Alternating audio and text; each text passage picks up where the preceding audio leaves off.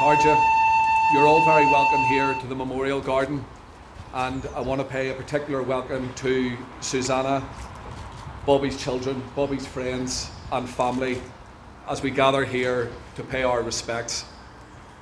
I think it's very clear that when we see the mark of respect paid by Bobby's friends, comrades and the wider community, not just today, but since we got the terrible news of Bobby's death, it shows just in how high esteem Bobby was held by everybody here in North Belfast and beyond. Something that struck me over the past week since Bobby's death is that when we look at our success in North Belfast, whether that's in 2019 or even last year in the election of May, I think it's very clear and it's obvious, and we should remember that none of that at all would have been possible without the sacrifices and the decisions and the hard work and the vision that Bobby Lavery had all those years ago. We would not be standing where we are, we would not have the strength that we have, we would not have the optimism and the drive and the vision for the future without people like Bobby Lavery, and I think it's important that we remember that. But we will hear much more about Bobby now, because it's my honour and privilege to introduce our main speaker today, Gerry Adams.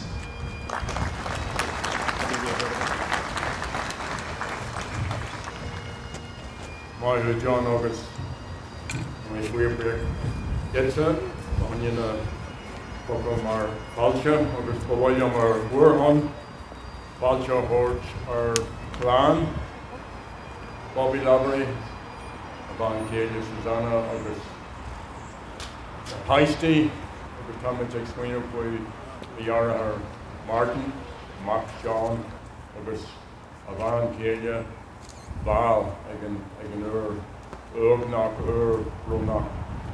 Shaw. I want to welcome you all here today, and on your behalf, I want to welcome Bobby's family and his many friends who gather here with love and affection and recall a husband, a father, a grandfather, a brother, an uncle, a family member, a friend, a comrade, and a great Republican.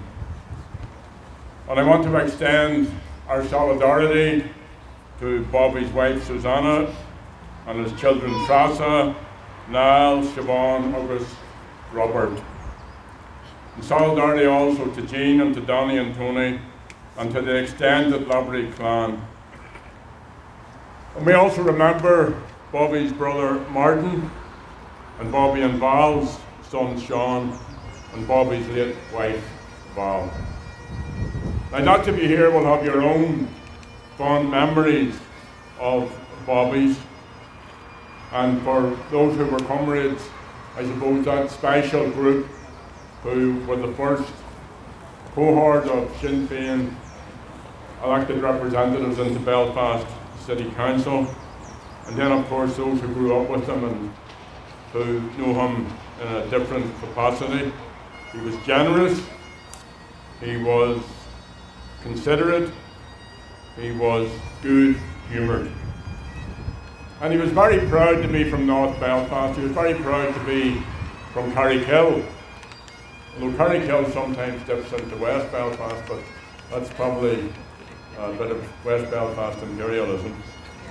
Anyway, he was born in Unity Street in 1948, the same year as myself. And there were 11 boys and 5 girls. Well, let's give thanks to his mother, Jane, and let's say God bless her, and to his father as well, of course. And when Bobby was born, the northern statelet was less than 30 years old. And life was hard for working people from neighbourhoods like this, including poor working class Protestants. But Catholics in particular suffered additionally from savage discrimination and were targeted in vicious pogroms in the 3 years following partition. And Carrickhill suffered more than most. Poverty was widespread, including at the time of Bobby's birth. A survey of that time concluded that 36% of the population of Belfast lived in absolute poverty. That's a huge number of people. The Laverys lived in a 2-bedroom house. And when he was 15, Bobby got his first job in the Rosebank Weaving Company on Flat Street up in Ardoyne. It was there that he went one day to the manager and asked could he get an apprenticeship. The answer was blunt: Catholics don't get apprenticeships. Later he applied for a job in Mackey's, but when he answered a question about what school he went to, he was told there were no jobs for the likes of him. In those days, the Orange Order ruled this miserable little place. On Sundays, even the swings were chained up to prevent children from playing on the Sabbath. Little wonder Bobby attended the Easter commemoration in 1966 to celebrate the 50th anniversary of the Easter Rising.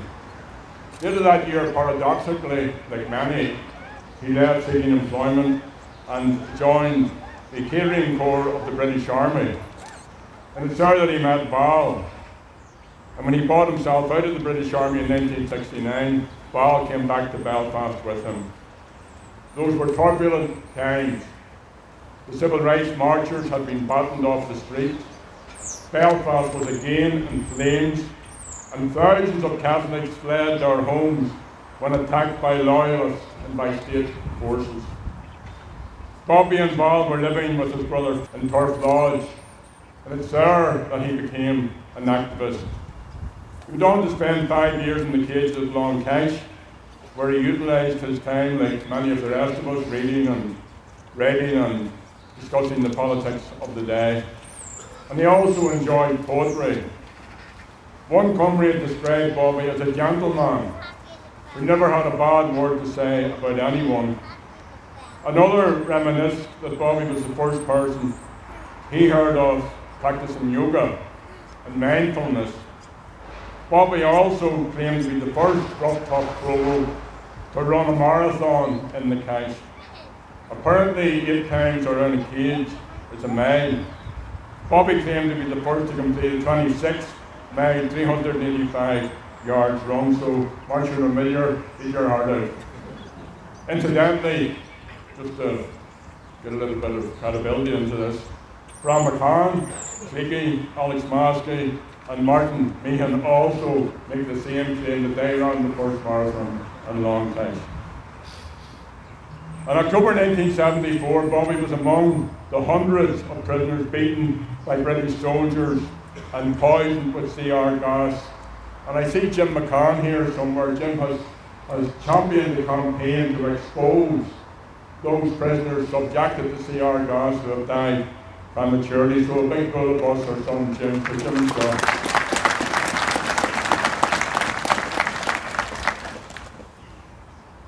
Prisoners were poisoned with CR gas. CR gas, we were brought up in CS gas in Ballinworthy, but CR gas is a different shape of gas and was actually outlawed by various international bodies. And after the burning of the camp, Bobby wrote a poem about it. Next morning, when the Brits came in, we fought them hand to hand, our sticks against our armoured might, yet we proudly stood each man. And when the gas clouds had cleared away, they put us to the wire, but we were happy in our hearts. We'd seen the Long Cash fire. On his release, Bobby threw his energies into Sinn Féin.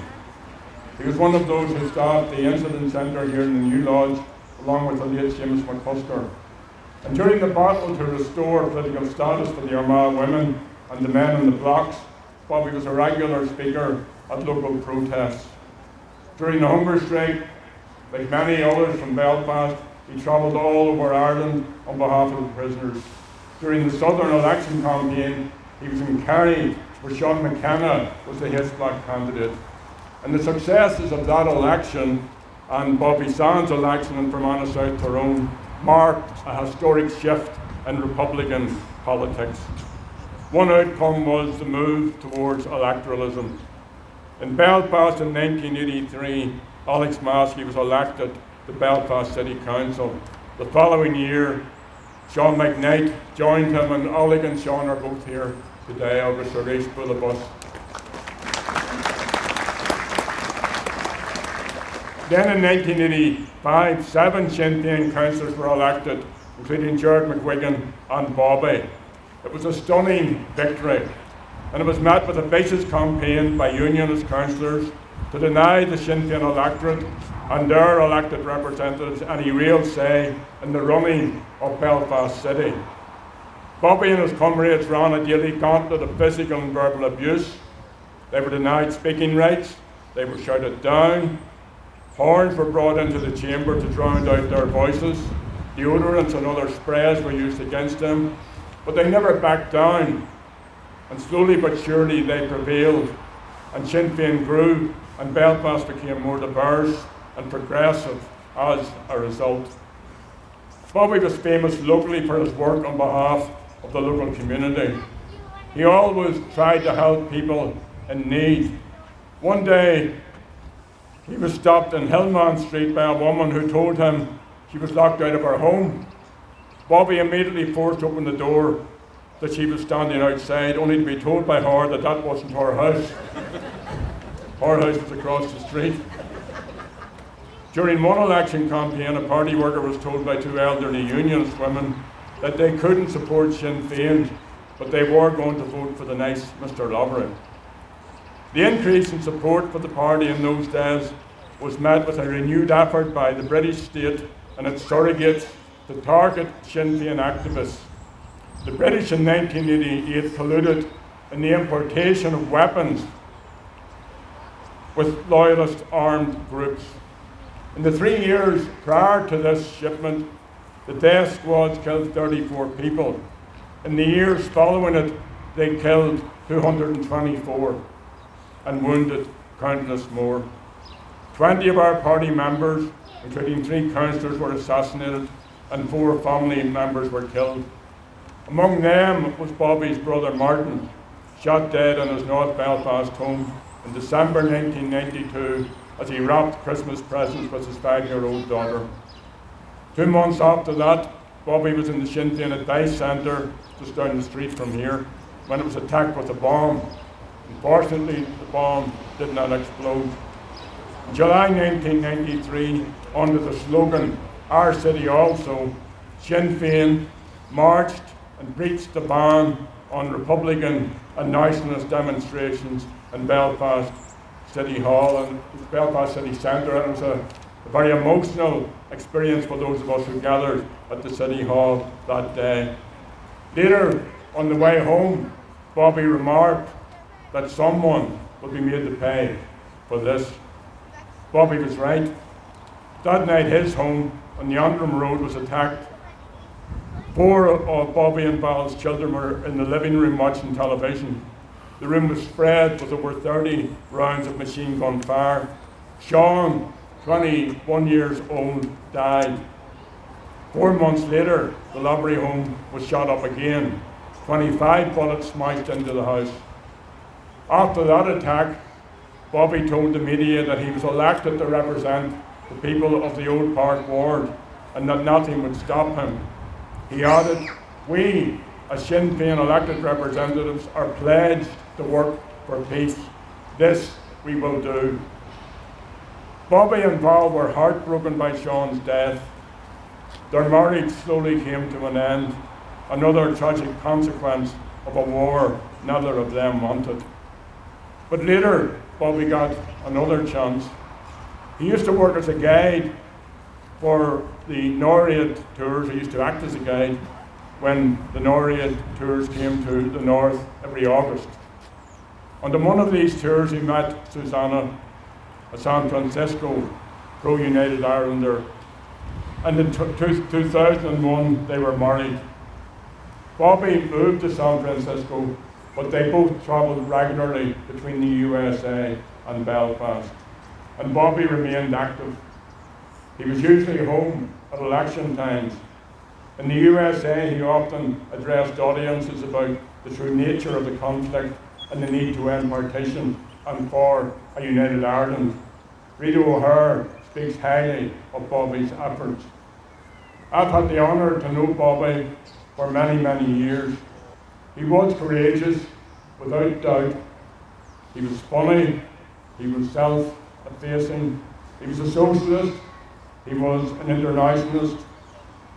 30 years ago, despite all that he and his family had suffered, he said, the Protestant loyalists need to be convinced that they've nothing to fear from republicanism. We have to make them believe that we will not treat them as they treated us. We must convince them that they have been abused by the British and that their future lies with us and in Ireland. I was always struck, I remember when he said that, I was always struck at both his compassion and his willingness to reach out, notwithstanding his own suffering and his own family's loss. So as we remember Bobby, let us celebrate his life, his activism, and his legacy. And I was thinking as we walked here from St. Patrick's, said to Micheál McDonagh, there's something very poignant, Bobby having come from San Francisco, us walking him through the streets of this community which he served so well. So let us celebrate him as a fighter for freedom, as a representative of the people, as a champion, as a lake, as an advocate for equality. But let's also give thanks for his crack. He could be a messer. He's a great slager. Once he was to be part of a press conference with Joe Austin and Mitchell McLaughlin and Paddy McManus, and he was told firmly and repeatedly by Sean Oliver that he had to wear a shirt and a tie. And he eventually conceded and said he would wear a shirt and a tie. And so he did. But when he turned up at the prep session, he was also wearing bright blue and yellow Bermuda shorts. Gerry Kelly, when he made the welcoming remarks when Bobby returned home, told her, a friend of ours, talking, and I don't know how Gerry has these profound conversations, but was asking about how he might be remembered, not Gerry, with many memories of Gerry, but our friend said, I'd like to be remembered as a decent human being. And Gerry said that's how he would remember Bobby. And I think Gerry had it exactly right.